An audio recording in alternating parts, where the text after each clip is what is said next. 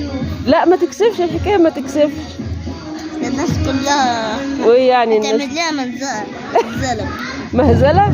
لا الناس هتتبسط من الكلام اللي انت هتقوله. قول يلا. عشان ما تطلقش بدري. مين دي اللي ما تطلقش بدري؟ مفيش غيرها يعني مراتك. هتطلع تلاقي الشقه متوسخه فتتطلق بدري؟